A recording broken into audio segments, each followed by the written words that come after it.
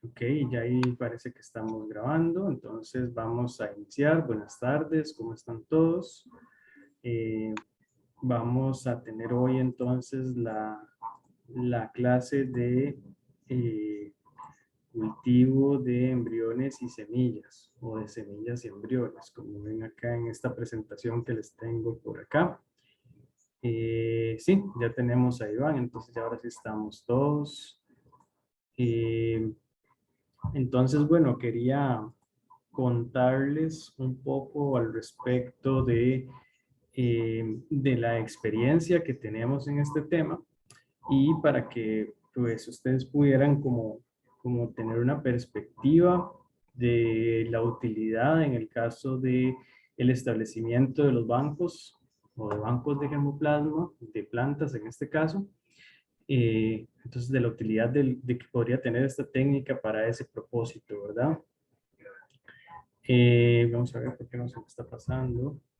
Entonces, bueno, solo para recordar algunos aspectos generales, recordemos que las semillas son el medio tradicional de propagación de las plantas, ¿verdad? Entonces, básicamente una semilla es una planta en miniatura, es una unidad donde tenemos el embrión que proviene de la reproducción sexual.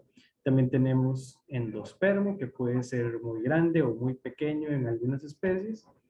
Y también la ventaja de las semillas es que son unidades propagativas de muy fácil manipulación, ¿verdad? No, en la mayoría de casos no cuesta mucho almacenarlas, no cuesta mucho trabajar con ellas, ¿verdad? Entonces, eso pues brinda muchas ventajas en varios casos, principalmente en el establecimiento de cultivos en el campo, como lo pueden ver en esta imagen que tienen por aquí. Entonces, bueno, algunas aplicaciones también de alta importancia del cultivo de semillas en general, ¿verdad? No estamos hablando del cultivo in vitro todavía, sino del cultivo de semillas, es que nos va a permitir multiplicar material de cruces controlados. Si hablamos, bueno, de cultivo in vitro, ahora sí, como ven en la imagen, las orquídeas, que son plantas de interés de un interés ornamental bastante alto, se pueden rescatar esos cruces mediante el cultivo in vitro de las semillas. Y vean que en cuanto a las orquídeas existe una gran diversidad de formas, de colores, de flores, ¿verdad? De tamaños, que son producto de esa reproducción sexual. Son híbridos, son plantas híbridas y que si no se hiciera de esta manera, no se podría obtener esos individuos de interés en el mejoramiento. Y si hablamos de otros cultivos, también, ¿verdad? Eh, por ejemplo, el maíz, el café o prácticamente cualquier cultivo del que hablemos, si queremos hacer híbridos, si queremos ir haciendo cruces y selecciones de individuos superiores, pues la forma de rescatar esos cruces es mediante el cultivo de semillas. Luego también el cultivo de semillas nos permite incrementar el material de siembra para realizar pruebas de progenie. También podemos rescatar y multiplicar materiales en peligro de extinción, por ejemplo.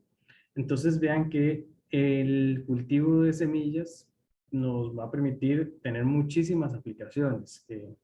Em, que también algo muy interesante e importante para un establecimiento de un banco de germoplasma es que muchas veces necesitamos, o en la mayoría de casos, en un banco de germoplasma en el cual queramos atrapar la mayor diversidad posible de genes en esa especie, necesitamos, eh, necesitamos trabajar obligatoriamente con semillas, porque en las semillas es donde tenemos una mayor representatividad de toda la diversidad que existe en esa especie, ¿verdad?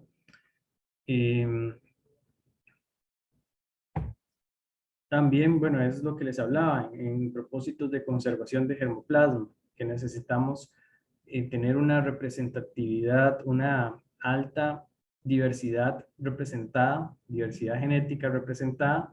Necesitamos trabajar con semillas. No, no es muy conveniente que si necesitamos esa alta diversidad, trabajemos con materiales clonales, ¿verdad? Como puede ser una microestaca o embriones somáticos, por ejemplo.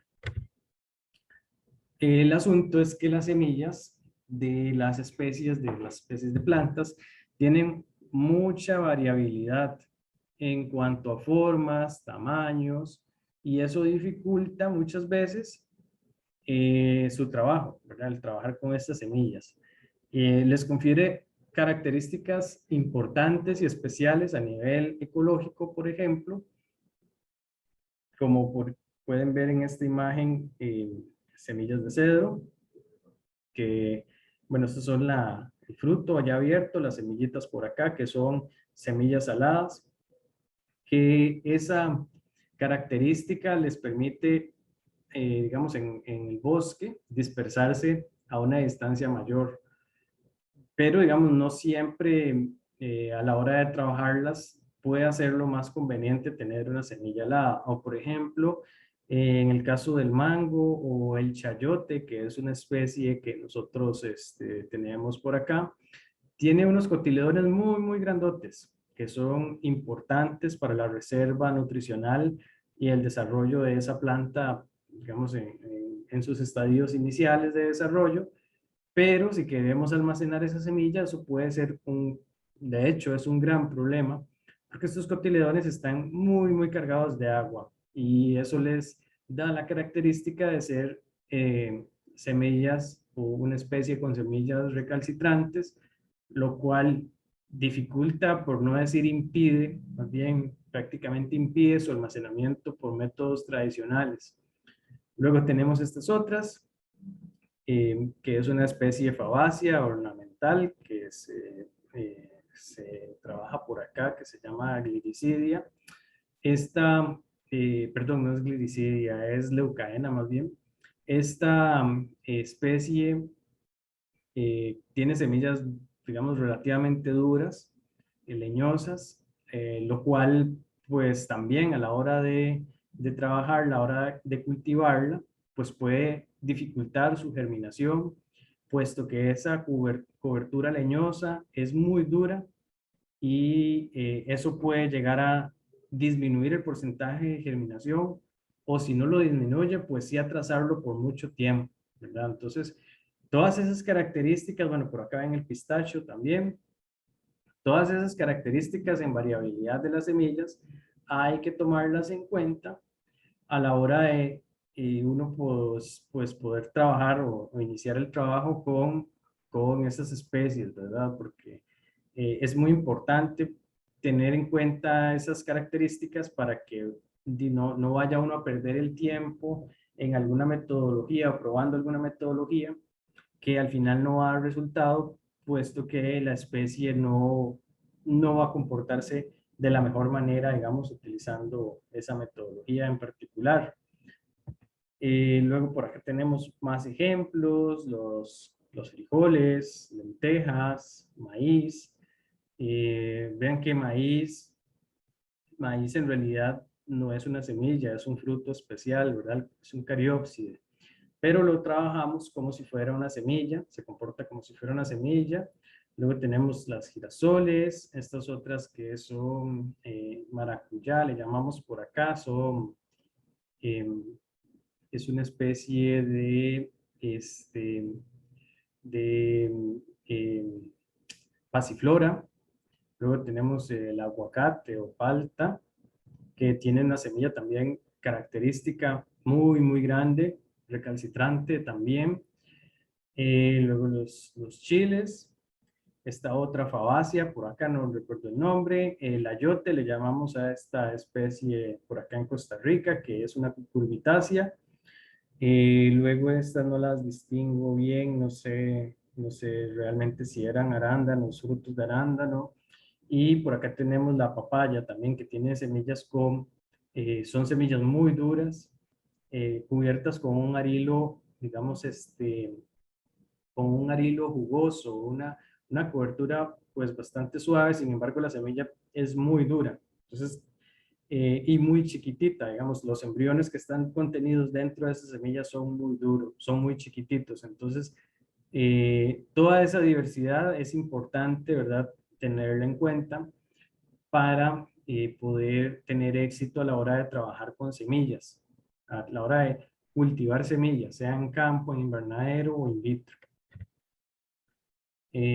Aquí vamos a entrar un poquito ya más a los casos especiales, como por ejemplo tenemos este que es de teca, que es una especie forestal, me imagino que ustedes la conocen, pero hay varias especies forestales que se comportan de forma similar, como esta, ¿verdad? Que tienen, les comentaba que tienen frutos o coberturas que son leñosas, lo cual puede o retrasar la germinación, o sea que pasar de varios meses o incluso hasta un año o más en tiempo de germinación, o si no, más bien que como esa germinación es tan lenta, en ese periodo de germinación se pierda la viabilidad de la semilla y termine muriendo, ¿verdad? Normalmente lo que sucede en condiciones naturales con teca o con otras especies que tienen frutos o coberturas seminales muy leñosas o muy duras, lo que sucede es que caen al suelo en el campo, ¿verdad? En el bosque, y cuando llegan al suelo o algún animal pudo roerla un poco o comérsela un poco, dañarla, aflojar o suavizar un poco esa cobertura, o si no, lo que sucede es que microorganismos que están en el suelo comienzan a descomponer esa cobertura, esa cobertura de fruto leñoso o cobertura de semilla leñosa, y entonces al descomponerse esa cobertura, pues ya el embrión puede brotar más fácilmente. Eso lo vemos también con otras especies forestales, como otras fabáceas que también tienen semillas, en ese caso muy duras, ¿verdad? Entonces también sucede algo similar, que después de un proceso de descomposición en el bosque, es que ya ocurre la germinación de esa semilla. Pero igual en todo caso eso puede tardar meses en ocurrir, más si la semilla y la fruta maduraron en condiciones, digamos, en una temporada donde hay sequía, donde hay menos actividad de microorganismos, eh, pues se puede alargar muchísimo más ese proceso de germinación. Entonces, para asegurarse el éxito, ¿verdad? Para asegurar una mayor tasa de germinación, lo que se puede hacer es dar tratamientos especiales a esas semillas, como por ejemplo, lo que se ve acá en esta imagen, el golpear con un martillo la semilla o el fruto para sacar esos embriones o esas semillitas. También se puede pasar por un papel lija o un papel abrasivo para, digamos, adelgazar, ir desgastando esa cobertura leñosa, sino también hemos visto que el mismo proceso de crioconservación que hacemos normalmente nosotros genera un choque térmico en esa cobertura, y en lo que se almacena en nitrógeno líquido y luego se recupera de ese congelamiento, genera un choque térmico que afloja o ablanda la cobertura del fruto de la semilla. Y se ha visto que eso en algunas especies, principalmente en especies, como les digo, de cobertura leñosa o cobertura dura, genera un efecto positivo y más bien tenemos una germinación o mayor o más rápida en comparación con semillas que no han sido tratadas en ese proceso. También, bueno, si hemos visto que a la hora de introducirlas o establecerlas in vitro, el mejor tratamiento que tenemos hasta el momento para esta especie es una incubación en 0.1% de cloruro de mercurio por 10 minutos. Es una desinfección muy rápida. Sin embargo, vean que estamos utilizando o debemos utilizar este compuesto que eh, no es muy amigable, ¿verdad? Ni con el ambiente ni con las personas, pero pues cuando se trabaja con especies forestales,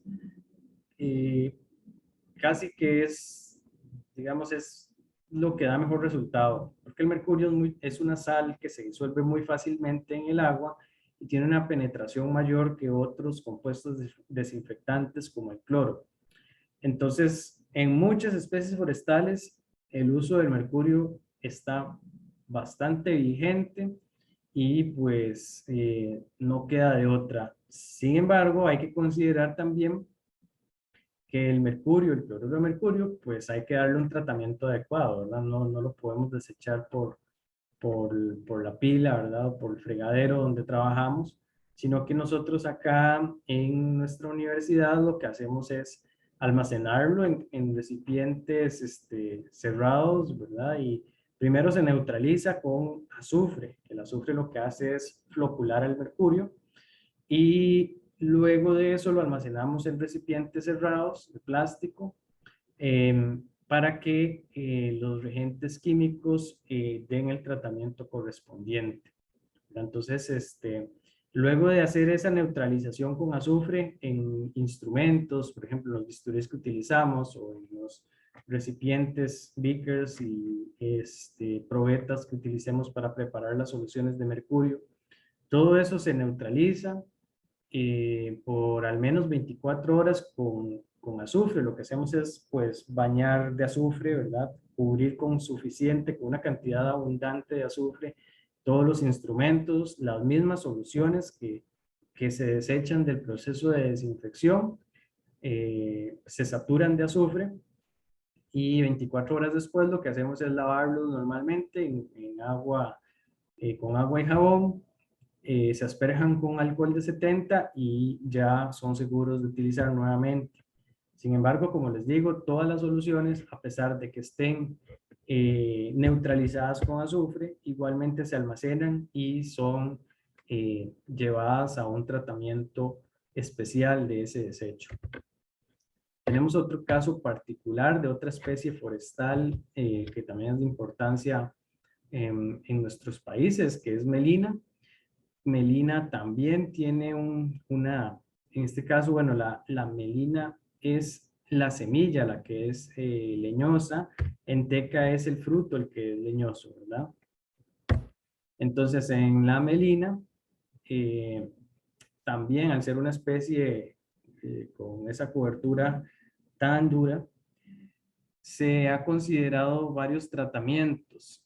Por ejemplo, una inmersión en agua por 48 horas, es un tratamiento de escarificación de esas semillas. Luego también una inmersión en ácido sulfúrico al 96%, o sea, es una solución muy concentrada por 10 minutos seguido de 48 horas en agua. Luego tenemos una inmersión en agua por 48 horas seguido de un flameado de la semilla por cada 12 horas. Y luego el último es lijar la línea de sutura de la semilla seguido de una inmersión en agua por 48 horas. Después de estos tratamientos de escarificación, las semillas pasan a la desinfección, en este caso con hipoclorito de sodio, el 3% por 20 minutos. Es una desinfección muy sencilla, no como la de teca que involucra mercurio. Y seguido por los lavados correspondientes en cámara estéril con agua destilada estéril. Entonces veamos los resultados que hemos obtenido en este caso. Para melina se observó que el mejor tratamiento de escarificación corresponde al uso de agua por 48 horas, o sea, el tratamiento más sencillo. Tenemos un 100% de semillas germinadas. Todas las semillas germinaron.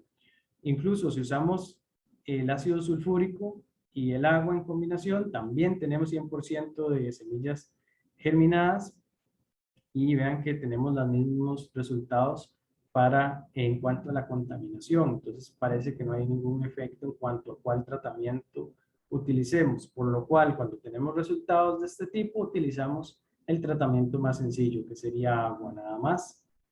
Y vean cómo estos otros, el fuego, por ejemplo, más agua o la lija más agua, no parecen tener resultados tan positivos. El fuego más agua se tiene un resultado positivo en cuanto a la contaminación, puesto que ustedes sabrán que el flameado, que es este tercer tratamiento de acá, el flameado, el efecto que tiene es de eliminación de los microorganismos. Sin embargo, también puede causar daños a la misma semilla. Entonces, no siempre es recomendable. Acá algo muy importante, ahora que estamos hablando de escarificación, de flameado, tenemos que siempre, igual que antes hablábamos de la diversidad de formas de las semillas, estudiar qué ocurre en condiciones naturales con esa semilla, con esa especie de esa semilla. Entonces, por ejemplo, si uno sabe que la semilla en condiciones naturales es consumida por un pájaro o por un roedor o por algún, qué sé yo, por el ganado en el campo, eso nos da un indicio de que esa semilla está siendo digerida, ¿verdad? Eh, Pasando por un tracto digestivo donde probablemente no, es un hecho, van a haber sustancias ácidas, ácidos que van a tratar de degradar esa semilla y posterior a ese paso por un tracto digestivo, ya la semilla germina. Eh, o también hay especies que viven donde normalmente en algunas temporadas hay incendios forestales, por lo cual van a ser semillas que no van a germinar hasta haber pasado por un proceso de quemado de la semilla. Entonces, el conocer esas cosas particulares de cada especie nos permite saber cuál es el mejor tratamiento, cuál tratamiento de estos es más conveniente, ¿verdad? Porque las semillas, los embriones van a recibir esas señales de que ya pasaron por ese proceso, ¿verdad? De forma natural. Si nosotros lo emulamos en condiciones de laboratorio, o sea, si nosotros sabemos que la semilla es digerida por un pájaro o por algún animal, ¿verdad? En condiciones naturales y ya luego germina, entonces lo más conveniente es que hagamos un proceso de escarificación con ácidos. Si sabemos que la especie viene de un lugar donde normalmente hay incendios forestales y luego se da la germinación de la semilla, entonces pareciera mucho más conveniente el flameado que la escarificación con ácidos, ¿verdad? Entonces es muy importante esa caracterización a nivel biológico, a nivel de condiciones naturales para poder elegir los mejores tratamientos que tengamos que aplicar. Es justamente, bueno, lo que les estaba comentando. Cuando trabajemos o tengan que trabajar con especies que tengan que escarificar con ácidos, nada más tener el cuidado de trabajarlos en condiciones de capilla de extracción de gases, luego de que, digamos, ya colocan la semilla en el contenedor donde va a estar el ácido, sí, el ácido donde se van a incubar, ya se pueden cerrar y se pueden llevar a otro lugar, pero siempre que abran ese recipiente, siempre que quiten la tapa para alguna tarea, trabajenlo en condiciones de capilla de extracción de gases. Entonces es algo que probablemente necesiten o requieran a la hora de considerar, digamos, el establecimiento de un laboratorio de cultivo de tejidos para el establecimiento del banco de germoplasma que ustedes van a manejar. Y se los recomiendo bastante porque, como les decía, en cuanto a los bancos de germoplasma, el trabajar con semillas es mucho más, eh, es, es, es mucho más, nos va a dar una mayor representatividad de la composición genética de esa población o de esa especie que trabajar con material clonal. Entonces, en muchos casos van a necesitar trabajar con semillas para poder capturar una mayor diversidad genética. En cuanto al flameado, bueno, eso es un proceso que más bien es recomendable poder hacerlo en condiciones de cámara de flujo laminar. Puede ser, bueno, cuando lo he hecho, lo hago en Pyrex, ¿verdad? En un recipiente de vidrio de borosilicato para, digamos, ahí ponemos varias semillas y contiene el fuego en la cámara de forma más segura que flamearlo, digamos, directamente sobre la cámara de flujo laminar. Lo que hacemos es, ponemos una cantidad de alcohol de etanol de 95 en el Pyrex y luego pues le ponemos fuego a ese Pyrex y así ahí ponemos las semillas que van a pues recibir, a quemarse, y al mismo tiempo que si hacemos ese proceso de flameado en cámara, también nos va a servir para desinfectar la superficie de esa semilla, o sea que tiene doble propósito, un propósito de inducir la germinación, aflojar la cobertura de esa semilla cuando es dura, y también la de desinfectar esa superficie de la semilla o el fruto. Acá tenemos una comparación de dos casos particulares que probablemente ustedes se vayan a topar cuando estén trabajando con semillas. Bueno, ya hablamos de teca, que es una especie que tiene semillas duras, no tienen frutos muy duros, y no hemos hablado de pilón, pero es otra especie forestal nativa de Costa Rica de mucha importancia ecológica y comercial. Sin embargo, el pilón tiene muchísimos problemas. Es una especie que es recalcitrante, o sea que pierde viabilidad si se disminuye el porcentaje de humedad o se coloca en condiciones, se almacena en condiciones de frío. Tiene muchos problemas en cuanto a la viabilidad también, ya de por sí. En condiciones naturales la semilla empieza a perder viabilidad apenas es separado el fruto de la planta madre. También otro problema que tiene el pilón es que hay una especie de avispa que en estadio larval se come el embrión, no es la semilla, se come el embrión, ¿verdad? No es el fruto lo que se come, porque el fruto es muy dulce y uno pensaría, ¿por qué no se comió el fruto? ¿Verdad? Pero esa larva lo que hace es comerse el embrión y deja el fruto intacto.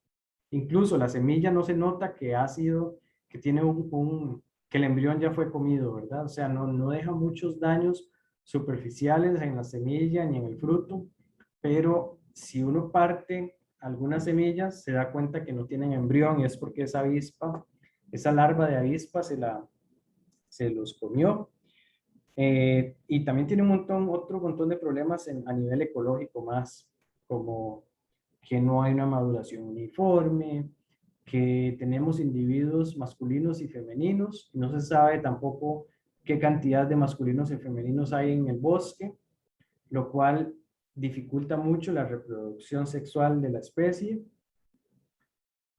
También tenemos que las épocas de floración entre individuos masculinos y femeninos no siempre coinciden. O sea, es una especie sumamente desastrosa en cuanto a su reproducción, ¿verdad? A pesar de tener un muy alto interés, ¿verdad? En cuanto al establecimiento de plantaciones forestales, y que ustedes sabrán que si utilizamos una especie nativa en plantaciones forestales, se tienen muchísimos más beneficios que utilizar especies exóticas, ¿verdad? Como es el caso de teca o melina. Pues se tiene demasiados problemas y por eso es que es una especie que realmente no se está sacando provecho, ¿verdad? Pero entonces se sabe que si germinamos los frutos o las semillas en condiciones in vitro, sí podemos tener una mayor cantidad de individuos recuperados, ¿verdad? Bueno, aquí es una comparación, en realidad es en condiciones de invernadero.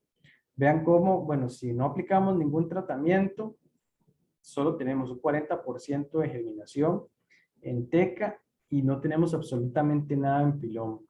Si aplicamos ácido giberélico 1 hora antes de la siembra y una deshidratación también, tenemos un mejor resultado para pilón, perdón, para teca, pues más bien disminuyó la germinación. Y pareciera que a teca lo que más le gusta en condiciones de invernadero es que sus semillas sean lijadas, luego una incubación en ácido giberélico 1 hora antes de la siembra. se tiene un mejor resultado. Sin embargo, pilón, pues, el lijar las semillas probablemente lo que haga es dañarlas, ¿verdad? La vibración del raspado, del desgaste con la lija, puede llegar a dañar los embriones. Acá, ahora sí, vemos una comparación de diferentes especies, como cedro, gliricidia o pilón, en condiciones de invernadero comparado con condiciones in vitro. Vemos que pilón, el mejor tratamiento en invernadero era una deshidratación con una incubación en 10 miligramos por litro de ácido gibrélico, que es este resultado que tenemos por acá. Pero vean lo que sucede al cultivar esas semillas in vitro. Se tiene un mayor porcentaje de germinación, de semillas germinadas. Entonces, el efecto que tenemos al germinar las semillas in vitro es que vamos a proporcionar un ambiente mucho más ideal para la germinación que el que tienen en condiciones de campo, ¿verdad? O de invernadero. Entonces, por eso ven este efecto de tener, pues, prácticamente 7 veces más germinación de las semillas en condiciones in vitro que en condiciones de invernadero. Lo mismo sucede para cedro, que pasamos de 30 a 100%, y para gliricidia, que pasamos de 73 a 93%. Esto es lo que, bueno, estos son los frutos de pilón, ¿verdad? Que es, como les decía, una especie nativa importante para nuestro país, pero que no ha sido posible incluirla en programas de aprovechamiento forestal porque no tenemos suficiente material de siembra. Este es el embrión, es muy, muy pequeño, aproximadamente 1 milímetro. Luego aquí ya tenemos ese embrión germinado, ya las plantas creciendo in vitro. Y lo que les decía, el caso muy particular que se tiene es que esas larvas de la avispa del género Euteromide se comen el embrión, aunque dejan intacta la semilla y el fruto, ¿verdad? Entonces, pues es un gran problema el que se tiene con respecto a esta especie y que probablemente es lo que genera que muchas de las semillas no germinen en condiciones de campo o en condiciones de invernadero. Eh, eh, entonces, muy probablemente, cuando uno trabaja con especies que son como el pilón, ¿verdad? Que son especies un poco más silvestres, ¿verdad? Son especies silvestres realmente, en las cuales no se tienen muchos estudios al respecto. Y siempre se van a tener muchos problemas de este tipo. Y hay que irlos descubriendo poco a poco y viendo, digamos, tratando de resolver y encontrar las formas para poder trabajar con ellas. Acá tenemos, bueno, ya entramos en detalle en cuanto a lo que se refiere al cultivo de embriones y semillas en condiciones in vitro. Ya acá tenemos otra especie que también muy probablemente especies de palmas sean de interés para el banco de semillas o el banco de germoplasma de Ecuador, ¿verdad? Muchas especies de palmas también son silvestres, lo cual también dificulta mucho su trabajo. Y también se tiene con las palmas algo particular a la hora de su cultivo in vitro, es que tienen altas tasas de oxidación. En realidad, cuando trabajamos con monocotiledóneas, sin importar si son de semilla o algún otro tipo de explante, ¿verdad? Un explante clonal, por ejemplo, con caña de azúcar, que también trabajamos, pero la trabajamos a nivel clonal con un explante que es el ápice del tallo, ¿verdad? El ápice apical. No importa cuál explante utilicemos, siempre se tiene una alta oxidación. Y eso sucede con varias monocotiledóneas, como les decía, incluida la palma. Entonces, en este estudio, como vemos por acá, lo que se hizo fue trabajar con diferentes concentraciones de carbón activado. No recuerdo si se las mencioné, pero el carbón activado es un componente en el medio de cultivo que ayuda a atrapar compuestos tóxicos que el explante puede liberar en el proceso de establecimiento in vitro. Muchos de esos compuestos tóxicos también son sustancias oxidantes y que también pueden ser atrapadas por el carbón activado. Por lo tanto, para disminuir la oxidación en condiciones in vitro, es muy común utilizar altas concentraciones de carbón activado. Sin embargo, hay que tener cuidado con eso, porque el carbón activado también puede atrapar reguladores de crecimiento o incluso hasta algunos nutrientes que agreguemos en el medio de cultivo. Entonces hay que encontrar un balance en el cual se logre una baja oxidación, pero que no se vaya a alterar los compuestos que están disponibles para que las plantas puedan crecer in vitro. Acá vemos que se probaron estas concentraciones, diferentes concentraciones de carbón activado, desde 1 miligramo, 3 y 5 miligramos por litro, perdón, 5 gramos por litro de carbón activado en el mismo medio de cultivo MS y con dos regímenes de luz, 16 horas, que es como lo usual, o un periodo de oscuridad por 14 días y luego luego a un fotoperiodo de 16 horas. Cuando trabajamos con semillas, casi siempre lo usual, cuando introducimos semillas in vitro en nuestro laboratorio, lo usual es que pasen o las coloquemos en un periodo de oscuridad por 1 o 2 semanas, dependiendo de la especie. Y eso es porque, pues ustedes saben que si la semilla está en condiciones naturales, en el bosque o sembrada en tierra, pues va a tener un periodo de oscuridad mientras germina. Entonces, digamos, tratando de emular esa situación, es que con el propósito de emular esa situación, es que se incuban o se cultivan en un periodo de oscuridad primero.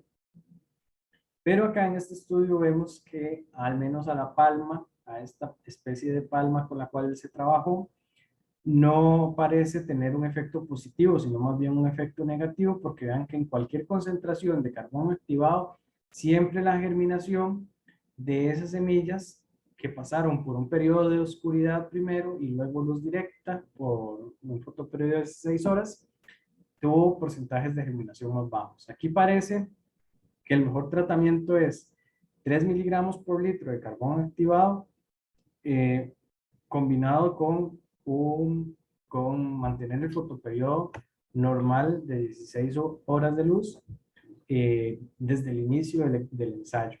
Vean acá en la última concentración de carbón activado, que son 5 gramos por litro. Vean cómo disminuyó la sobrevivencia o la germinación.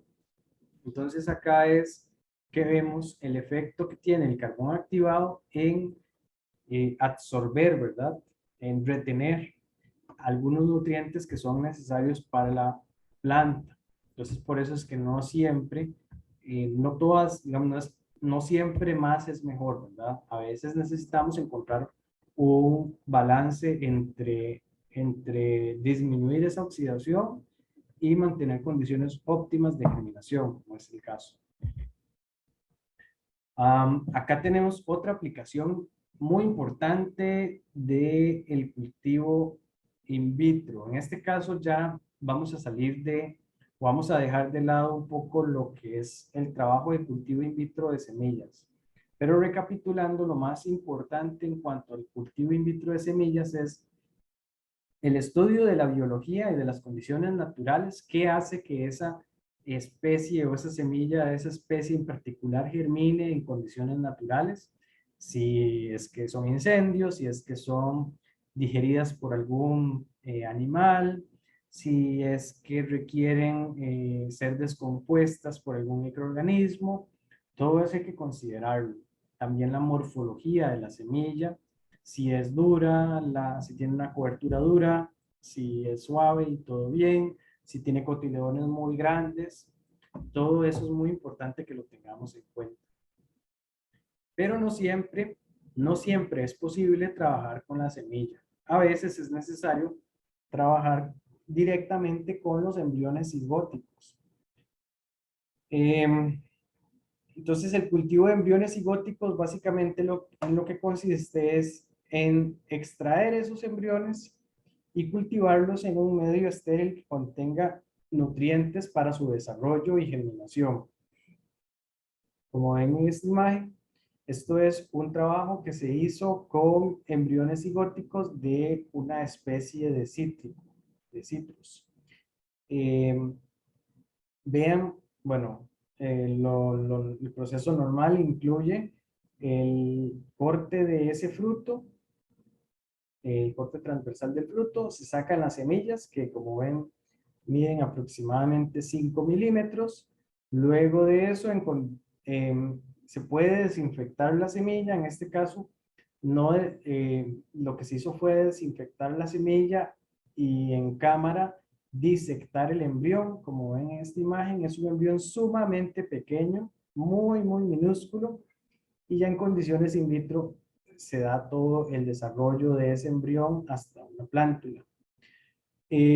Otra opción podría ser desinfectar el fruto superficialmente, como lo hacemos nosotros en nuestro laboratorio con café o con, ahora estamos trabajando con otra especie frutal que se llama caqui. Y trabajamos, también tenemos experiencia con, ¿qué otro fruto? Vamos a iniciar con frutos de arándano, también desinfectar el fruto y en cámara de flujo laminar extraer las semillas o los embriones, ¿verdad?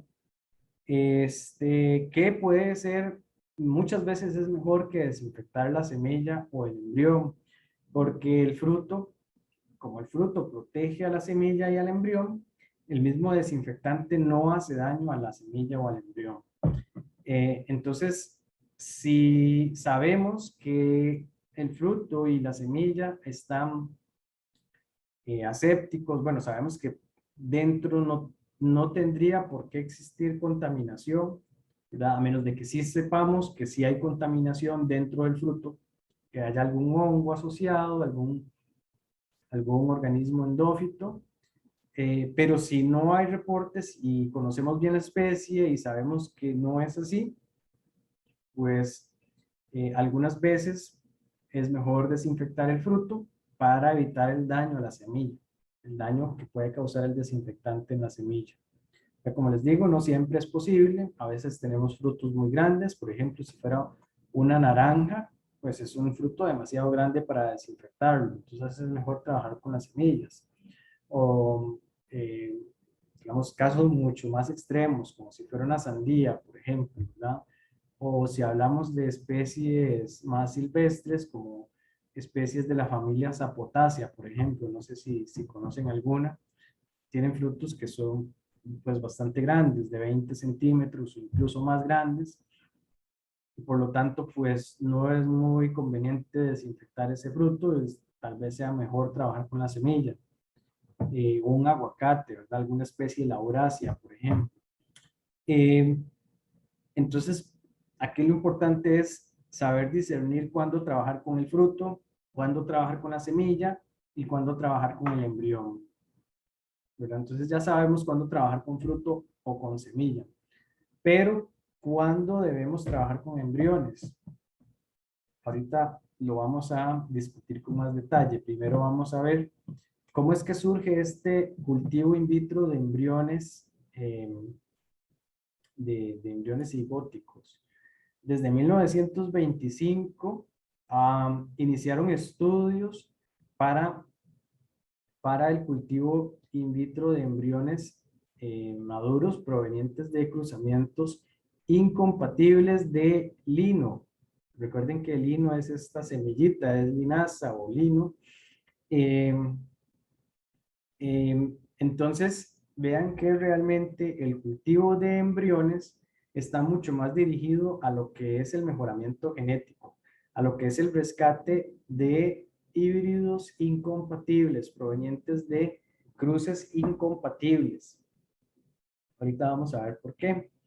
Luego de 1942 ya se pudieron rescatar otras especies provenientes de cruces interespecíficos, y en el 44 también se pudieron y continuaron este tipo de trabajos. Entonces, ¿cuándo es que es necesario o más deseable trabajar con un embrión que trabajar con la semilla completa?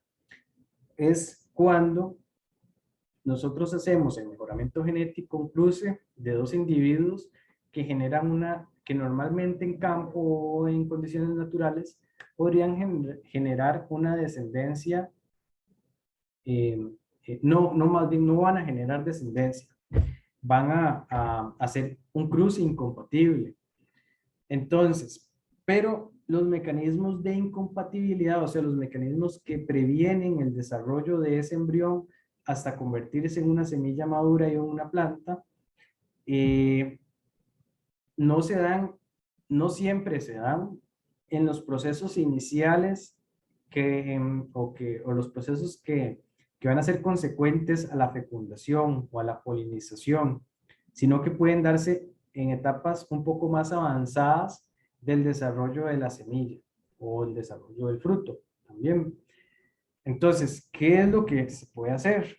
Hacer los cruces e ir probando diferentes estadios de desarrollo del embrión para ver en qué momento es más adecuado trabajar o, digamos, extraer ese embrión que todavía no haya habido el mecanismo que prevenga el desarrollo de ese embrión, o sea, los mecanismos de incompatibilidad que previenen el cruce, ¿verdad?, entre especies que tal vez están distantes a nivel genético, o especies que normalmente tienen autoincompatibilidad, ¿verdad? Recuerden que eso es cuando la misma especie tiene ese mecanismo para aumentar su variabilidad genética, ¿verdad? Entonces, impide que un mismo individuo, digamos que el polen de un mismo individuo polinice eh, flores dentro de ese mismo individuo, ¿verdad? O sea, que el individuo A no puede polinizar a una flor a sí mismo, ¿verdad? Entonces, pero para rescatar ese tipo de cruces, lo que uno puede hacer es cultivar los embriones antes de que hayan ocurrido los mecanismos de autoincompatibilidad o de incompatibilidad. Eh, entonces, por eso es que es importante poder extraer esos embriones antes de que haya ocurrido ese proceso y cultivarlos in vitro, porque si el embrión está inmaduro, pues muy probablemente si lo trabajamos en condiciones de invernadero o de campo, vaya a morir, no porque ya haya ocurrido el proceso de autoincompatibilidad o de incompatibilidad, sino porque no va a tener las condiciones ideales para su desarrollo. Entonces es que esos cruces se rescatan en condiciones in vitro, ¿verdad? Pues básicamente es lo que les estaba contando aquí. Vamos a poder superar la inviabilidad de embriones si los rescatamos en estadios de desarrollo anteriores a que ocurra el proceso de incompatibilidad. Se evita la latencia de las semillas también en condiciones de campo o en condiciones naturales. Algunas especies, por ejemplo, ya hablamos de que algunas son comidas por algún animal, digeridas por algún animal, otras que requieren o que germinan después de procesos de incendios forestales, otras, no hemos hablado, germinan después de una temporada de heladas o de nevadas, por ejemplo. No es el caso de nuestros países, pero pues puede ocurrir. Y también tenemos casos en que más bien hay periodos de sequía muy prolongados y ya luego puede darse la germinación de la semilla. Entonces, para evitar que la semilla germine en condiciones poco ideales para el desarrollo de la plántula, las plantas tienen este mecanismo fisiológico que es la latencia o la dormancia de semillas, que está mediado por varios procesos fisiológicos como como son acumulación de ácido abscísico, por ejemplo. Entonces, esa acumulación de ácido abscísico ocurre en la semilla, aunque el mismo embrión es el que produce el ácido abscísico, digamos, se acumula en el endospermo de la semilla y evita la germinación del embrión. Entonces, ¿qué podemos hacer si nosotros no podemos o no queremos esperar un periodo de latencia de la semilla, que es normal, es natural, pero no es deseable para nosotros esperar a que ocurra ese periodo de latencia y queremos empezar a germinar y tener plantas pues de una vez, tenerlas ya? Lo que se hace es remover la semilla, extraemos el embrión cigótico y lo cultivamos in vitro, ¿verdad? Siempre que trabajemos con embriones, tenemos que cultivarlos in vitro porque en condiciones de campo, condiciones de invernadero, no se van a desarrollar de la mejor manera. Van a morir, pues básicamente lo que va a suceder es que van a morir. Entonces tenemos que cultivarlos in vitro. Entonces, al sacarlos de la semilla, donde tenemos esa acumulación de hormonas como ácido abscísico, eliminamos ese proceso fisiológico que causa la latencia y ya pues el embrión va a germinar mucho más rápidamente que si lo hubiéramos dejado en el interior de la semilla. También hemos hablado de aplicaciones en mejoramiento genético, por ejemplo, rescatar cruces entre especies que son distantes a nivel genético, ¿verdad? Que no generan descendencia por las características del cruce, ¿verdad? Por mecanismos de incompatibilidad. Y por lo tanto, si rescatamos ese embrión en un estado inmaduro, podemos, eh, podemos digamos, capturar o, digamos, rescatar ese individuo antes de que ocurran los mecanismos que causen la muerte de ese embrión. También podemos incrementar el material de siembra, ¿verdad? Si nosotros sembramos la semilla o el embrión en el invernadero, es un individuo. Pero si lo sembramos in vitro, fácilmente y rápidamente ese individuo se puede convertir en muchos individuos, ¿verdad? Entonces también eso nos permite incrementar el material de siembra por propagación vegetativa en condiciones in vitro y también nos permite rescatar y multiplicar materiales en peligro de extinción. Por ejemplo, el mismo caso, no es lo mismo conservar un individuo no es lo mismo conservar un individuo en condiciones de una semilla, por ejemplo, a tener ya un montón más de individuos que podemos propagar in vitro. Y eso se relaciona pues también con la conservación de germoplasma. Y recordamos también que en cuanto a la conservación de germoplasma, el trabajar con materiales que son producto de la reproducción sexual, como embriones cigóticos, nos va a permitir tener una mayor diversidad genética representada en el material que estamos conservando. ¿Cuáles condiciones de cultivo son importantes que tengamos en cuenta? Bueno, utilizar medios de cultivo que generalmente son simples, porque ya embriones o semillas tienen señales o sustancias de reserva que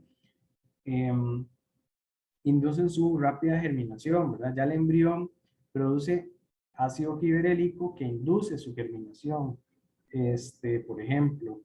Pero si no, también siempre es viable agregar más de esos reguladores u hormonas de crecimiento vegetal para reducir la inhibición de la germinación.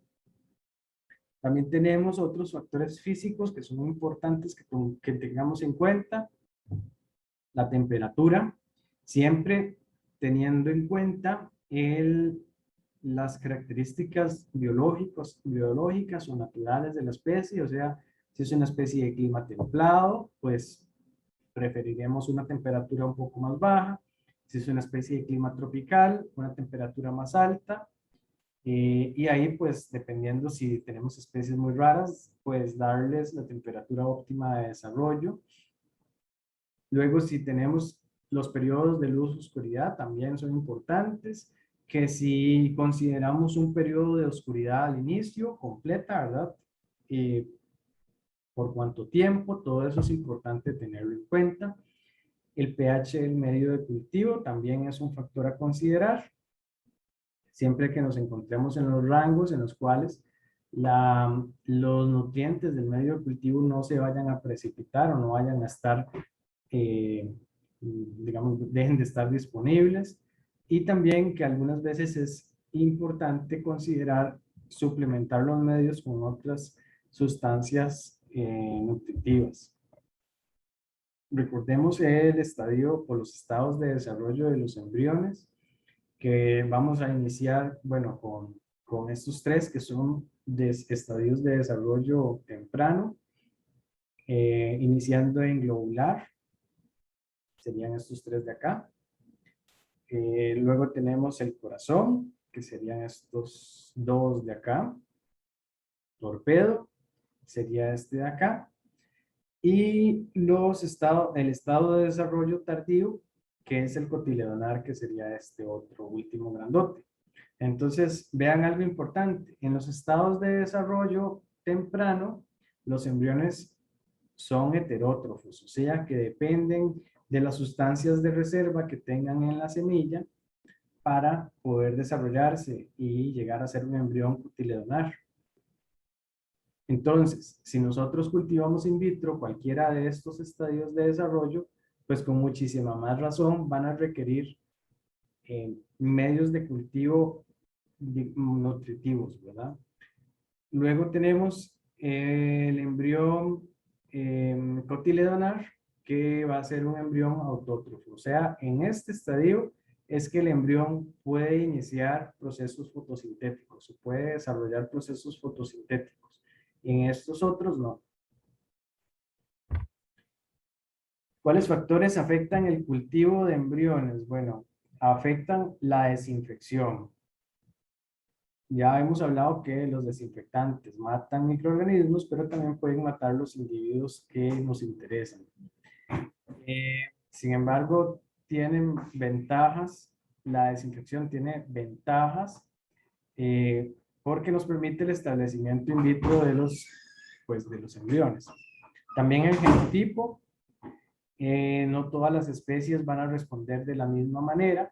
Entonces tenemos que trabajar dependiendo de la especie, incluso dependiendo de la variedad dentro de esa especie. Hemos hablado de condiciones particulares, de si tenemos coberturas duras, que si la semilla es digerida por algún animal, o ocurre un incendio forestal, temporadas de heladas o nevadas, o temporadas de sequía. Todas esas cuestiones hay que considerarlas, ¿verdad? Y son propias del genotipo. Son adaptaciones que básicamente van a determinar el genotipo por procesos coevolutivos, ¿verdad? Procesos de coevolución que por periodos de tiempo muy largos se han desarrollado bajo esas condiciones y por lo tanto ya su genotipo ha sido adaptado a condiciones particulares. Entonces tenemos que tener en cuenta esa particularidad. También el estado de desarrollo, o sea, estos estados de desarrollo que hablábamos antes. Todo eso, bueno, tenemos que también considerar el medio de cultivo, que si usamos las sales que utilicemos, por ejemplo, muchas veces en especies leñosas se recomienda el medio de cultivo WPM o McCown, o en especies, la mayoría de especies que recomendamos el medio cultivo MS o N6, o si no los de Gambor, ¿verdad? Con vitaminas B5, que si usamos reguladores de crecimiento, por ejemplo, diferentes fuentes de carbohidratos o de carbono, si usamos sacarosa como siempre, o podemos considerar un suplemento con glucosa o con maltosa. Luego que si usamos fuentes adicionales de nitrógeno como caseína hidrolizada o glutamina o incluso prolina, que también es un aminoácido que es importante en el desarrollo de las semillas, en los embriones, en la maduración de los embriones.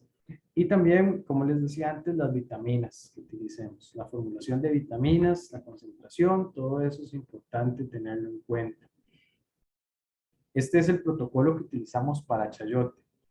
No sé si la conocen, pero chayote es una especie que nosotros, bueno, utilizamos bastante, es de importancia para nuestro país, se consume principalmente como una verdura cocinada, ¿verdad? Sancochada, pero también se exporta porque tiene una pulpa que no tiene mucho sabor en realidad, y es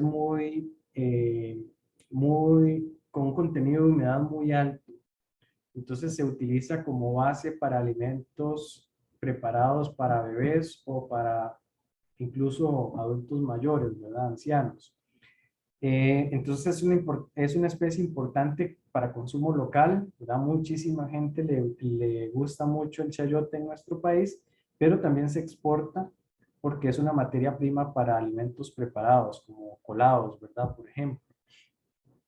Entonces esta especie eh, tiene una alta demanda por material de siembra, eh, que, bueno, principalmente acá cerca de donde está nuestra universidad, hay grandes productores de chayote, y en muchas ocasiones nos han pedido que propaguemos genotipos específicos con los que ellos cuentan, ¿verdad? En condiciones de campo. Entonces, vean aquí algo particular, es que el chayote tiene una semilla gigantesca de hasta 4, 5 o especies que incluso tienen semillas de 10 centímetros con cotiledones que realmente son gigantes, son muy grandes.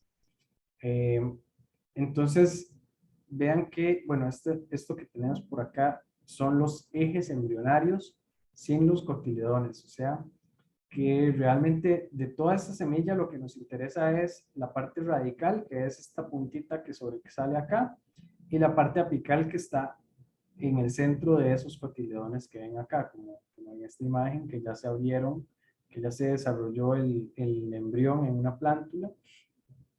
Entonces, esos cotiledones realmente nosotros los eliminamos a la hora de trabajar la semilla in vitro, porque realmente ni se necesitan y pues más bien nos estorban, digamos, in vitro, nos molestan. Entonces los eliminamos y, digamos, primero se desinfecta la semilla, luego de que se desinfecta la semilla con cloro, es un procedimiento muy sencillo, 20 minutos en hipoclorito de calcio, se extrae la semilla, se extrae el embrión de esa semilla y, como les decía, eliminamos los cotiledones, cultivamos la semilla en un frasco de cultivo y ya a partir de ahí se da el desarrollo de las plántulas. Pero algo que les quería comentar es que especies como esta, que es una especie recalcitrante con una semilla muy grande, normalmente tienden a ser especies sí, recalcitrantes que no pueden almacenarse en bancos de semillas convencionales.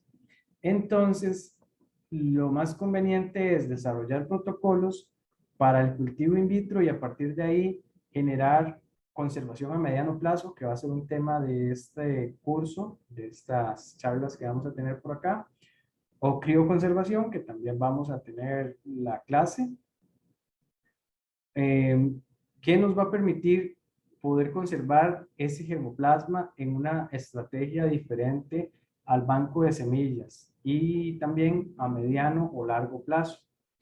Entonces, para poder hacer crioconservación de embriones cigóticos, ¿verdad? De especies recalcitrantes, lo normal es trabajar solo con los ejes embrionarios y ya, digamos, tratar de dar los tratamientos correspondientes para evitar la muerte de ese embrión al proceso de crío, por ejemplo, de crioconservación.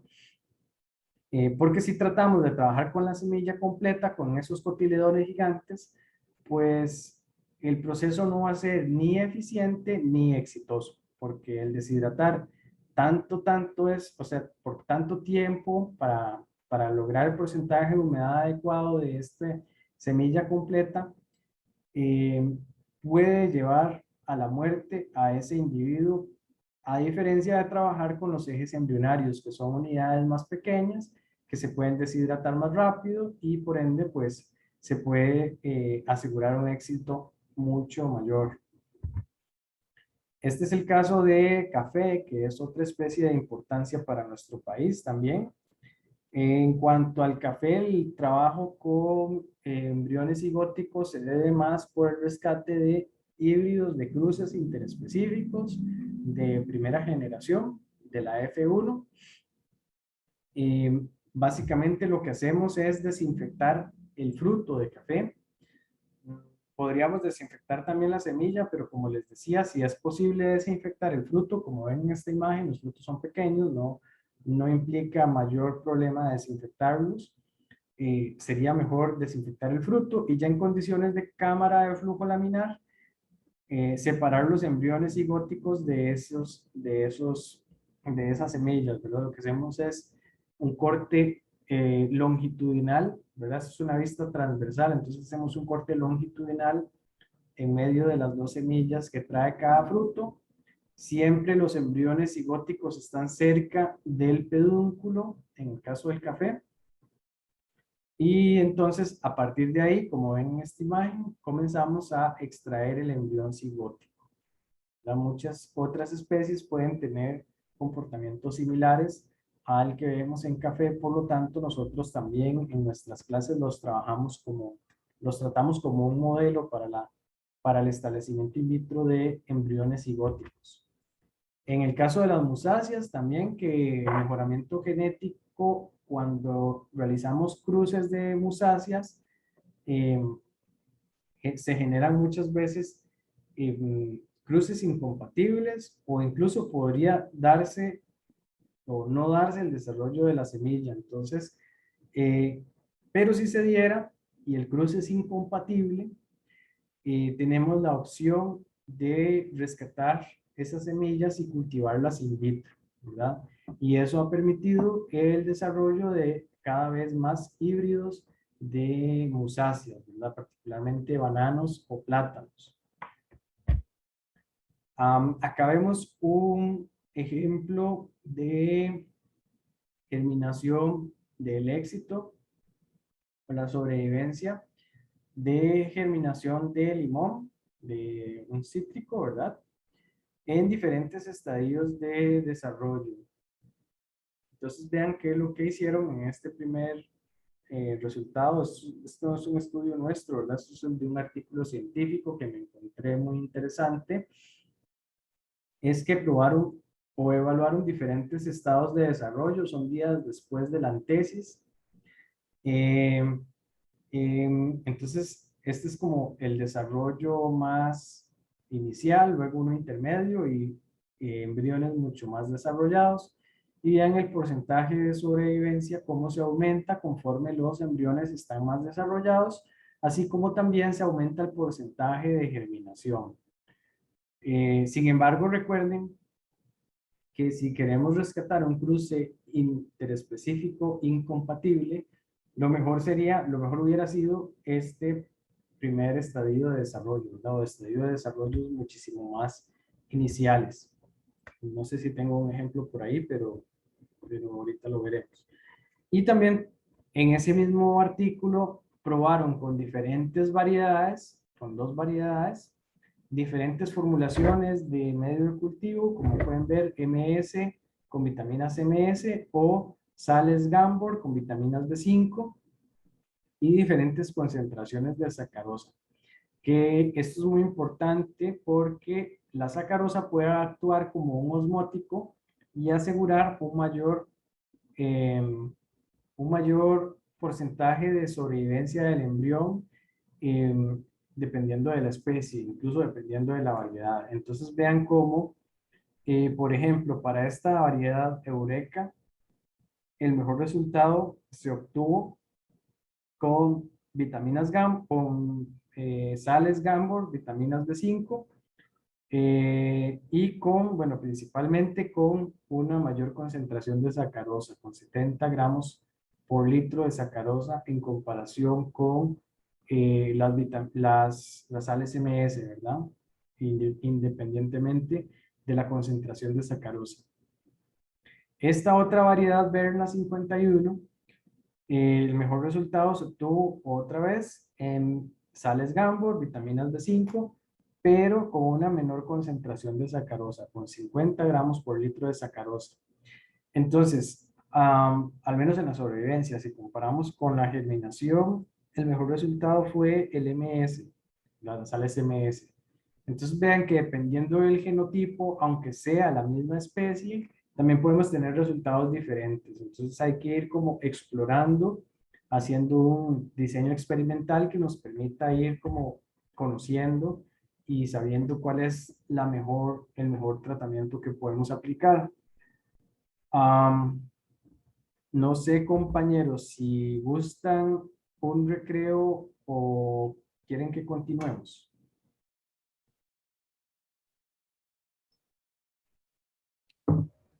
Creo que continuemos nomás. Sí, continuemos. Ok, perfecto, entonces sigamos. Igual creo que queda poco, no queda tanto. Acá vemos otro ejemplo que es el efecto de las citocininas, el uso de citocininas en la germinación de semillas de orquídea. Vean que, bueno, son diferentes citocininas, como bueno, ninguna, el uso de ninguna parece que no dio ningún resultado positivo. Acá tenemos quinetina, tenemos 2IP, tenemos BA, benciladenina, TDZ, tiazurón y ceatina. Y para esta especie de orquídea que es L.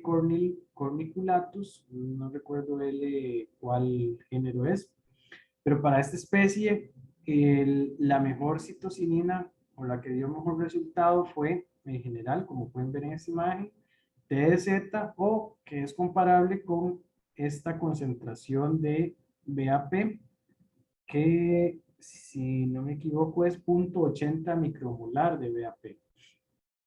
Luego vemos cómo TDZ produjo hasta 50% más bien 50% de regenerantes, o sea, de individuos en la concentración de 0.082235, 0.80 también micromolar de TDZ. Entonces, 0.80 incluso pueden notar en todas las citocininas que se evaluaron, por ejemplo en 2IP también, aunque fue un resultado más bajo, o en ceatina también 0.80 micromolar fue el mejor resultado. Entonces ahí pues nos podemos ir dando cuenta de que otras cosas podemos ir variando en el medio de cultivo. También, bueno, normalmente uno trabaja con ácido gibberélico para la germinación de embriones o de semillas, puesto que es la hormona que normalmente señaliza los procesos de germinación pues en todas las especies, ¿verdad? Entonces, es como es uno de los reguladores de crecimiento más utilizados en este tipo de ensayos. Acá es embriones inmaduros de café. Vean que al aumentar la concentración de ácido gibberélico, tenemos un aumento claro en el porcentaje de germinación. O sea, tenemos una relación directamente proporcional entre la germinación y la concentración de ácido gibberélico. Hasta 100 miligramos por litro. Habría que ver qué pasa si aumentamos a 200 o a 1000 miligramos por litro. Que sería, pues, no ideal, ¿verdad? No ideal sería usar tanto. También existen otras metodologías como es el cultivo de proembriones. Entonces recuerden que los proembriones van a ser los que están antes de la iniciación cotiledonal, o sea, básicamente los estadios de desarrollo globular o globular temprano, globular medio o globular tardío. Todavía no tenemos desarrollo de cotiledones como si a partir de la etapa de corazón. Pero como son etapas o estados de desarrollo muy iniciales, muy pequeños, son más delicados, ¿verdad? Entonces necesitan una nutrición más exacta. justamente por eso, porque son muchísimo más sensibles, más, hay que chinearlos más, ¿verdad? Hay que darles eh, condiciones muchísimo más específicas. Entonces, entre esas condiciones se ha trabajado con extractos de plantas, por ejemplo, puede ser jugo de tomate, que usamos bastante para estos propósitos, o también usamos bastante agua de coco, se usa mucho para el cultivo de proembriones. También es importante considerar medios de cultivo con alta osmolaridad, o sea, medios de cultivo con mucha sacarosa o muchos osmolitos. Esto es porque realmente en esos estadios iniciales de desarrollo es cuando el embrión o los proembriones en este caso empiezan los procesos naturales de deshidratación. Recuerden que en el desarrollo de la semilla, primero tenemos muchísima humedad en la semilla, pero conforme esa semilla va madurando, la humedad de la semilla va descendiendo, ¿verdad? Entonces, esos descensos en la humedad de la semilla también, o para descender la humedad de la semilla, es importante que haya un bajo potencial hídrico en la semilla. Por lo tanto, altas concentraciones de azúcares ayudan a ese proceso. También utilizar diferentes reguladores de crecimiento que también tienen que ser muy específicos. Por ejemplo, en este caso particular, sí sería conveniente considerar el ácido abscísico. Y es porque el ácido abscísico es un regulador de crecimiento, o en este caso más bien una hormona de desarrollo vegetal, que induce la maduración de los embriones. Entonces, si estamos teniendo el proceso in vitro, el proceso de maduración de los embriones in vitro, y una posterior germinación también in vitro, necesitamos, digamos, simular lo que hubiera ocurrido en la semilla. Entonces, lo que normalmente hubiera ocurrido en la semilla es que esos embriones iban a madurar con ayuda o, digamos, mediante señales que estaba o que puede dar el ácido abscísico. Entonces, si ya no están dentro de la semilla y no tienen esa fuente o esa acumulación de ácido abscísico, tenemos que dárselas, ¿verdad? Entonces, por eso es importante considerar, al menos en estas etapas de desarrollo inicial, donde los embriones no están maduros, utilizar ácido abscísico, que prepara los embriones no solamente los madura, sino que también los prepara para los procesos de deshidratación que son normales en el desarrollo de los embriones. También el cultivo de proembriones, como les decía, nos permite superar latencia o dormancia de las semillas. ¿Por qué? Porque esos procesos de latencia muchas veces son señalizados por factores químicos o bioquímicos que digamos, están en otras partes de la semilla, están en la cobertura seminal o en el endospermo, que producen algunas sustancias que incitan o estimulan la latencia de las semillas. También que esa latencia puede ser por factores mecánicos, como lo vimos, por coberturas duras de la semilla o de los frutos. Entonces, si sacamos los proembriones, eliminamos esos problemas. Eliminamos la semilla, las coberturas duras y los factores bioquímicos que se producen en la semilla, y por ende pues se puede tener un mayor éxito que si trabajamos con la semilla. Aparte de que al superarse la latencia también vamos a tener una germinación muchísimo más rápida. También el cultivo de proembriones nos permitiría hacer estudios básicos de interacción o patógeno, que tal vez para nuestros objetivos de bancos de germoplasma no sean importantes, tal vez al inicio, tal vez más adelante sí. También la reducción de los ciclos de desarrollo, que está muy relacionado con la velocidad de germinación y con la posibilidad de propagar masivamente esos materiales. También la posibilidad de rescatar embriones de frutos deciduos. No sé si tendrán por allá. Nosotros tenemos muy pocos ejemplos de frutos deciduos también, porque estos frutos en realidad se encuentran en regiones de clima templado, por ejemplo, los melocotones o albaricoques, todos estos frutos de hueso son frutos deciduos. ¿Qué quiere decir eso? Que el fruto, ¿verdad? La parte carnosa del fruto, el, este, va a madurarse muchísimo más rápido de lo que madura la semilla. Entonces, cuando el fruto está todo jugoso, todo madurito, de ese color anaranjado tan bonito que tienen y listo para comérselo, la semilla, el embrión dentro de esa semilla, todavía está en un estadio de desarrollo muy, muy básico. Entonces, ¿qué pasa? Que esa semilla no se puede sembrar porque el embrión está súper inmaduro. Entonces, la forma de hacer la propagación de ese tipo de especies, frutos deciduos, es mediante el cultivo de esos embriones inmaduros que ya no pueden permanecer pegados a la planta madre, ¿verdad? No pueden permanecer unidos a la planta madre por más tiempo porque el fruto ya maduró. Entonces, la forma de rescatarlos o de poder cultivarlos es mediante el cultivo de proembriones. También tenemos esta otra aplicación que es rescatar embriones derivados de cruces interespecíficos o intergenéricos que, como hemos comentado, pueden generar, van a desencadenar en incompatibilidad del cruce, por lo tanto no se puede dar un desarrollo correcto ni de la semilla ni del fruto.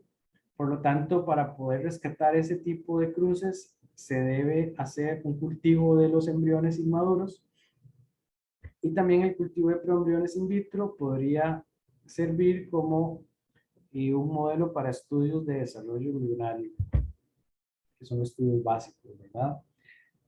Que acá tenemos aplicaciones del cultivo de embriones, que en realidad van a ser muy similares a estos de proembriones.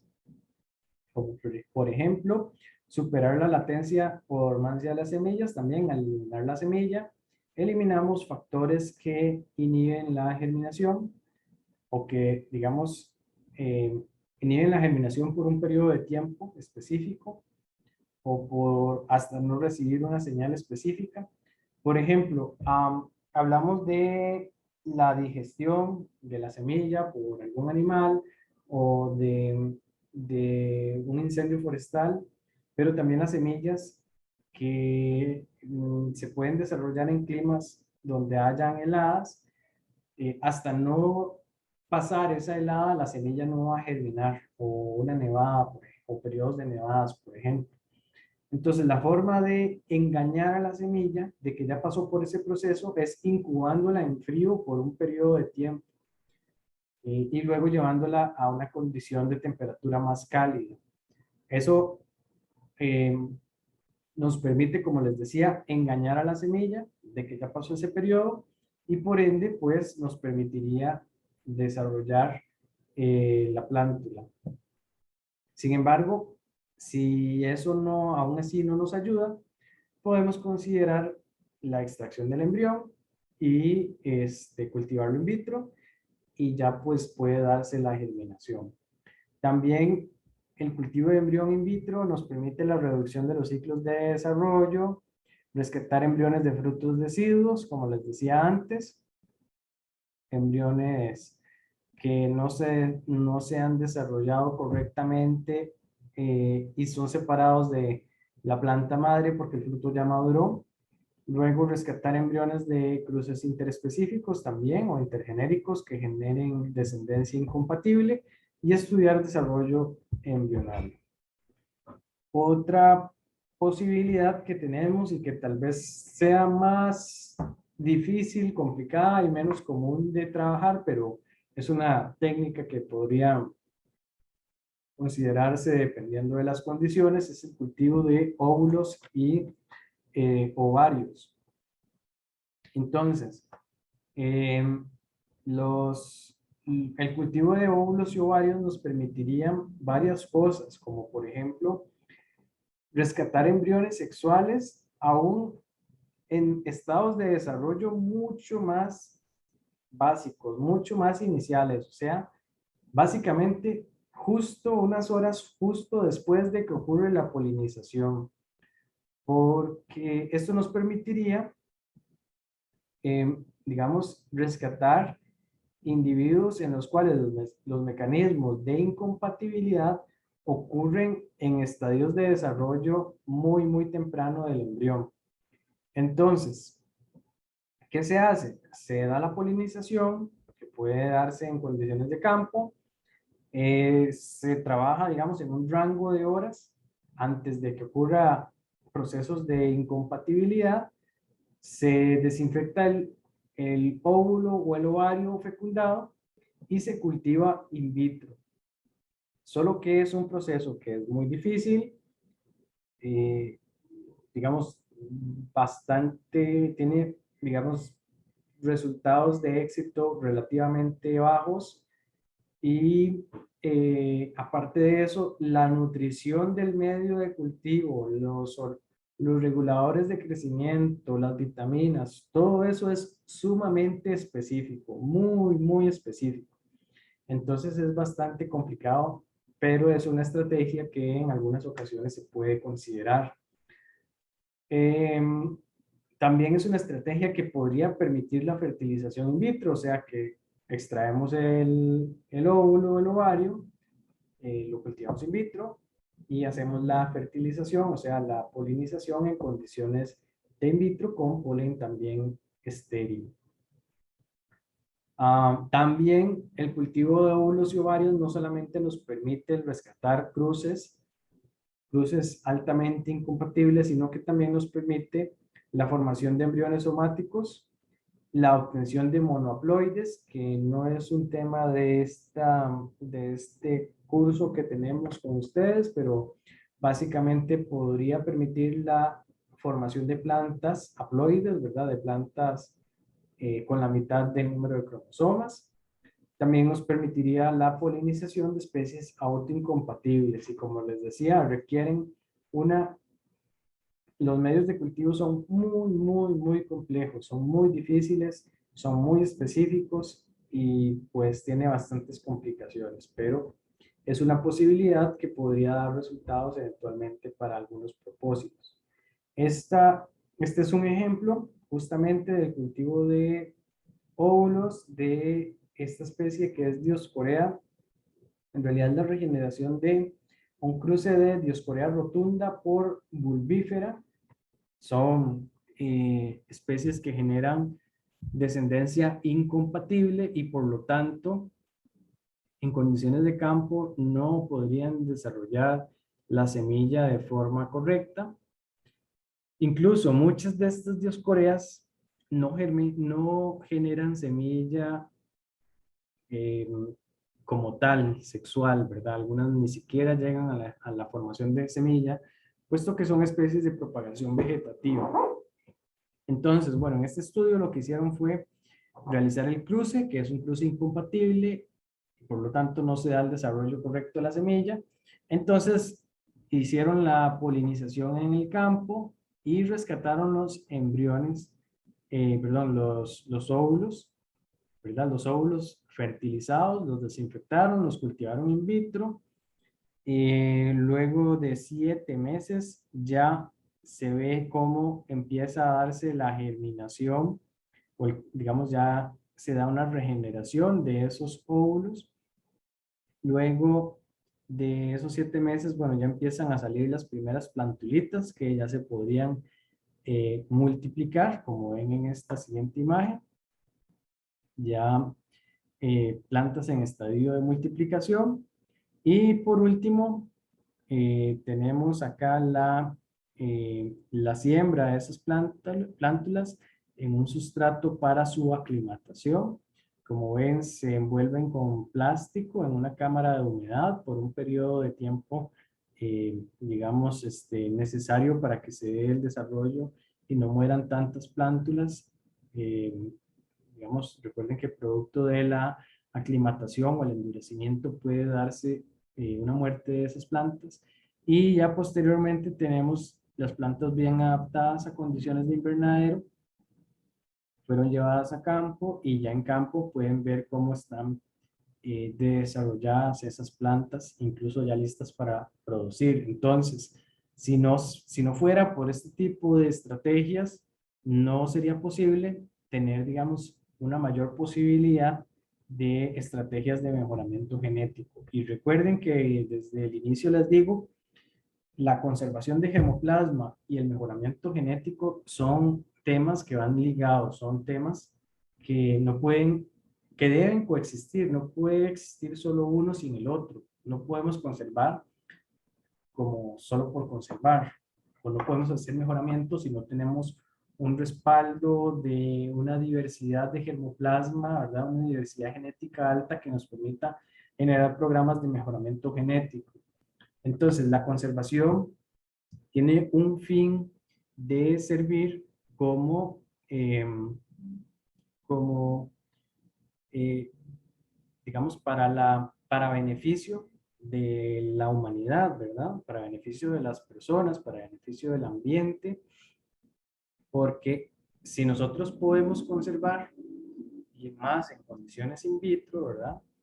Evitamos que haya extracción de recursos naturales, puesto que si ya tenemos esos recursos, esas plantas, ¿verdad? O esos microorganismos, los tenemos en condiciones de laboratorio, es muchísimo más fácil que si alguien quiere hacer alguna aplicación, si alguien desea desarrollar algún trabajo con esos individuos, es muchísimo más fácil que recurra a un banco de germoplasma a que tenga que ir al campo, tenga que ir al bosque, iniciar con todos los procesos de prospección, ¿verdad? Desde cero. Entonces, digamos que el banco permite o se convierte en un intermediario entre lo que es el bosque y lo que es ya, digamos, la producción comercial de alguna planta, de algún compuesto, de algún microorganismo. Facilita, digamos, en ese sentido el trabajo de los desarrolladores de este tipo de aplicaciones y al mismo tiempo permite la conservación de los recursos naturales in situ, ¿verdad? La conservación in situ, puesto que evita que este tipo de personas que hacen desarrollos que son valiosísimos para la humanidad tengan que ir al bosque, ¿verdad? Entonces es, digamos, cerrar un ciclo completo. Bueno, aquí tenemos algunos componentes del agua de coco, por si los puse en la presentación, por si algún día requieren consultarlos, si necesitan hacer algún medio de cultivo para alguna aplicación de las que hemos hablado. Entonces ustedes lo pueden consultar con calma. Y por último, estas ventajas del cultivo in vitro de semillas y embriones, para que también las consideren y digamos tengan una comparación de ambas estrategias. Bueno, aquí tenemos también, porque no todo es súper bueno y súper fácil, pero también para que consideremos algunas cuestiones que pueden ser problemáticas a la hora de trabajar con embriones, por ejemplo, que es probable que haya contaminación endógena, ¿verdad? Microorganismos que vivan alojados cerca del embrión. También podemos tener baja germinación dependiendo de la especie, principalmente si son especies recalcitrantes. También la oxidación. Recuerden que la oxidación es un proceso que se desencadena muchas veces es desencadenado por la luz y principalmente en embriones, en el cultivo de embriones, porque si extraemos el embrión de la semilla da luz por un periodo de tiempo hasta que se da la germinación de ese embrión. Entonces, digamos, la oxidación puede deberse al proceso de extracción, al proceso de sacar el embrión a la luz antes de tiempo. Entonces también es un problema que puede surgir. O el que les comentaba particular del caso de pilón, que es común en especies silvestres, como la presencia de algunos insectos que puedan dañar esos embriones. Hasta aquí, compañeros. No sé si tienen alguna consulta con respecto a la presentación que tenemos por acá.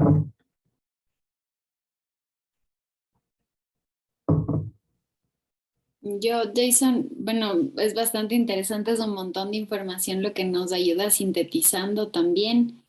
Yo personalmente nunca he hecho esto de embriones ni así y me parece muy interesante las aplicaciones, sobre todo en temas de conservación.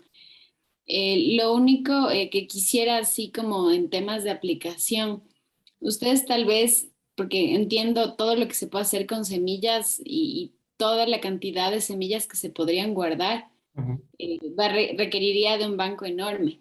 Entonces, ¿cuáles podrían ser los criterios o cuáles, no sé si es que ustedes tienen algún criterio general como para poder priorizar qué es lo que podrías empezar a guardar? Bueno, si es primero, el primer criterio importante es saber si la especie produce semilla ortodoxa o recalcitrante. Entonces, si produce semilla ortodoxa, pues lo mejor es almacenar la semilla, siempre, sea en un banco convencional de semillas, que es como lo más usual, o en un criobanco, que nosotros también trabajamos con criobanco de semillas acá, que no es usual trabajar con criobancos de semillas, pero sí tiene sus ventajas, son más baratos porque no requieren de electricidad y también en un espacio muy reducido se pueden almacenar muchísimos individuos. Cuando vengan por acá les mostraré. Entonces, si son ortodoxas, de una vez almacenar la semilla. Si son recalcitrantes, la semilla no se puede almacenar. Se puede tratar de dar tratamientos para, para almacenarlos, para almacenar los ejes embrionarios o los embriones. Por ejemplo, en chayote se trabajó con una estrategia de vitrificación de los ejes embrionarios o deshidratación física con el flujo de aire de la cámara para un posterior almacenamiento en crioconservación, pero se tienen resultados de sobrevivencia relativamente bajos, ¿verdad? Entonces, probablemente en especies recalcitrantes lo mejor sea inocular la semilla in vitro, producir una población representativa de, de individuos provenientes de semilla in vitro para tener una mayor representación o una mayor diversidad genética y posteriormente, a partir de esos individuos, seleccionar algunos explantes, por ejemplo ápices, que pueden ya trabajarse en condiciones de crioconservación. Puede darse tratamientos de crioconservación, o incluso podría trabajarse o pensarse en otras modalidades como mediano plazo, conservación a mediano plazo, em, o podría pensarse en colecciones de campo, que no es lo ideal por su precio, ¿verdad? Por su costo, pero también recuerden lo que les he dicho desde el inicio y es que la conservación es un complemento de estrategias. No podemos decir que esta es la mejor y esta es la que vamos a hacer, o esta es la más barata y esta es la única que vamos a hacer, sino que ojalá todas las accesiones estén representadas en al menos dos estrategias diferentes, que si las podemos conservar in situ y estamos segurísimos de que in situ se van a conservar, complementarla con otra estrategia in vitro o ex situ de alguna otra modalidad. Porque siempre la conservación in situ es la ideal, ¿verdad? Siempre conservar los recursos naturales en los bosques, en las condiciones naturales, es lo mejor, pero también es lo más inseguro, ¿verdad? En condiciones de bosque o de campo, pueden, incluso pueden desaparecer antes de saber que esa especie existía, pueden extinguirse antes incluso de iniciar los estudios en la especie. Entonces, no siempre, digamos, no siempre, o más bien uno siempre busca cómo conservarla en alguna modalidad de éxito, ¿verdad? Y que no sea solo una, ojalá dos, por lo menos dos, ¿verdad? Yo sé que no siempre tenemos los recursos, pero pero ojalá que uno pudiera considerar al menos dos copias de la accesión que uno tiene, ¿verdad? Que uno va a conservar. Pero bueno, regresando a la pregunta que me hacías, el primer criterio es conocer si es una especie recalcitrante u ortodoxa. Eso es lo primero que hay que hacer, tener muy clara la biología de la especie, qué ocurre en el campo, qué ocurre en condiciones naturales, en el bosque, con esa especie, y dar esas condiciones en el laboratorio para que nos aseguremos el éxito. No sé si respondí satisfactoriamente. Ok, muchas gracias. Me parece que Iván también tenía uno. Sí, Jason, gracias. Bueno, yo creo que en tu explicación que acabas de mencionar ya solventaste una de las inquietudes. Y por cierto, gracias por tu presentación, muy claro todo.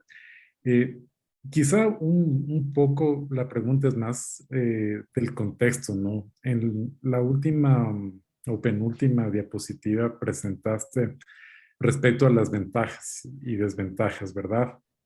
Entonces, en términos económicos, a tu criterio, si existe una desventaja trabajar, por ejemplo, con embriones, ¿considerarías para implementar, por ejemplo, aquí en nuestro laboratorio en el INAVIO, más fácil quizá en términos de recursos en general económicos, tiempo, solo semillas o Eso, verías viable quizá trabajar con embriones también? sí, eso depende de la especie.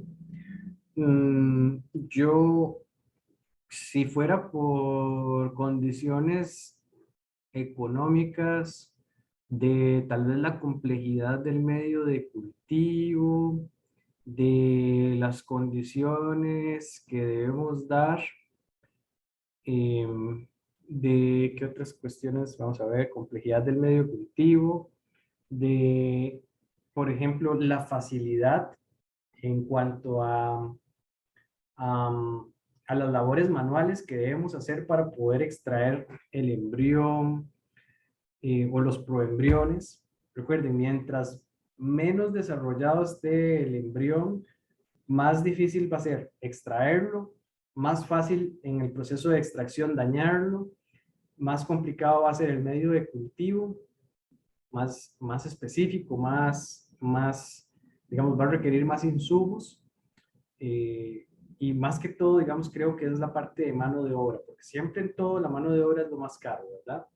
Entonces, se ocupan más labores manuales, trabajar con embriones o proembriones menos desarrollados que con semillas, ¿verdad? Entonces, si ustedes, digamos, yo apuntaría primero a trabajar con semillas in vitro, antes que trabajar con embriones. Pero como eso va a depender de si la semilla se desarrolla bien in vitro, pues hay que ir como valorando, como ir afinando más, ir direccionándonos más hacia el trabajo con embriones. Pero si se desarrolla bien la semilla, no hay por qué trabajar con embriones. Entonces eso más bien va a depender más de la biología de la especie. Si la semilla produce alguna sustancia que inhiba la germinación de ese embrión, entonces pues hay que sacar el embrión. Si, si la semilla tiene una cobertura gruesa, cobertura dura que retrasa la germinación por hasta un año, por ejemplo, entonces hay que trabajar con el embrión. Pero si no, si la semilla se desarrolla bien, pues no hay por qué, ¿verdad? Es mejor trabajar con la semilla. Más que todo para evitarnos esa parte de labores manuales, ¿verdad? De mano de obra, que es lo más caro, como les digo. Gracias, Jason. Y una consulta adicional en línea con lo que nos mencionas. ¿Quiere decir esto que para trabajar con cada una de las especies que se deberían potencialmente identificar, se requiere del desarrollo de protocolos específicos para cada paso, empezando desde el aislamiento, la desinfección, entre otros. Podría ser, digamos, no siempre. Cuando uno trabaja con semillas es más fácil porque el medio siempre es más sencillo y la desinfección también es más sencilla. En este caso, con semillas se puede aplicar técnicas más estándar, no necesariamente uno específico para cada especie. Sí, digamos que con semillas, yo le apostaría a iniciar con semillas y con desinfecciones, digamos, relativamente sencillas, nada muy complicado. Y ahí, dependiendo de cómo vaya dándose las circunstancias, pues habría que ir modificando. Otra cosa que podrían considerar es que si la semilla no se desarrolla bien in vitro, podrían considerar establecer un jardín o sí, un jardín, digamos, o plantas o individuos que provengan de semillas en un invernadero y a partir de esa población de plantas, extraer explantes para cultivar in vitro. Es otro proceso que pueden trabajar dependiendo, digamos, de cómo se vaya comportando la especie, pero siempre considerando que si ustedes lo que quieren es representar mayor diversidad, lo mejor es que consideren trabajar con semillas, ¿verdad? Con, con, con clones, digamos que se reduce un montón la diversidad. O sea, que si vamos al campo y traemos una ramita, una estaca, pues eso va a restringir mucho la diversidad, que no es lo que se quiere en un banco de germoplasma. Entonces, habría que ver cuál enfoque es más conveniente, si cultivar la semilla in vitro y a partir de ahí propagar masivamente y producir material para ápices, ¿verdad? Para ápices que permitan crioconservarse o crioconservar la semilla que posteriormente se puede regenerar in vitro o almacenar la semilla en un banco de semillas que posteriormente se puede regenerar in vitro o en campo.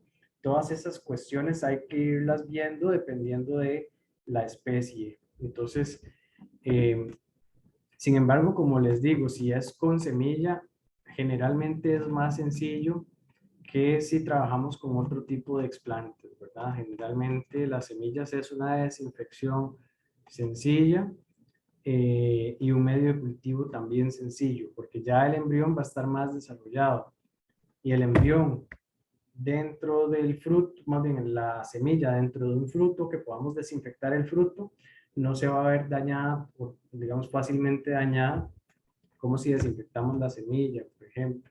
Entonces todo eso va a depender de cada especie, ¿verdad? Entonces, en todo caso, yo creo que con los ejemplos que vamos a ver acá, cuando sea la parte práctica, eh, creo que se pueden dar como una idea de cuándo aplicar uno y cuándo aplicar otro.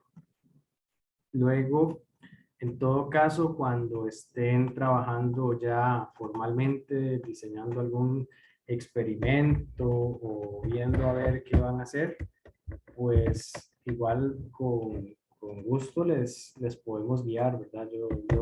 Bueno, ahí ustedes tienen mi contacto, mi correo, mi número, y podemos valorar una reunión para ver, de acuerdo a la experiencia que podamos ofrecerles, ver qué se puede hacer, ¿verdad?